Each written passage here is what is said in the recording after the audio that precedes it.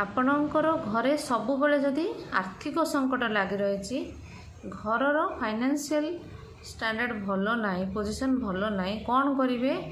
ଘରର ସାଉଥ୍ ଇଷ୍ଟ କର୍ଣ୍ଣରରେ, ଆଗ୍ନେୟ କୋଣରେ ଆପଣ 9ଟା ଲାଲ କଲର୍ ଗୋଲାପର ଯେଉଁ ବୁକେ ଆସୁଛି, ରେଡ୍ ରୋଜ୍ର ବୁକେ 9ଟା 9 ନମ୍ବର୍ସରେ, ତାକୁ ନେଇକି ଆପଣଙ୍କ ଘରର ସାଉଥ୍ ଇଷ୍ଟ କର୍ଣ୍ଣରରେ ରଖିଦେବେ।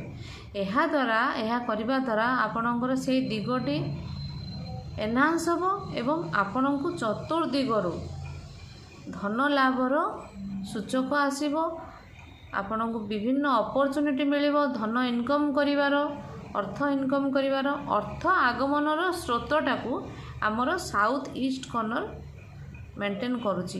ଏହି ଦିଗରେ ଯଦି ଆପଣ 9ଟା ଲାଲ ଗୋଲାପ ଥିବାର ଗୋଟେ ବୁକେ ରଖିଦେବେ, ତାକୁ ସେ ଦିଗ ଏନହାନ୍ସ ହେବ ଏବଂ ଆପଣଙ୍କୁ କେବେ ମଧ୍ୟ ଜୀବନରେ ଆର୍ଥିକ ସଙ୍କଟ ଭୋଗିବାକୁ ପଡ଼ିବ ନାହିଁ।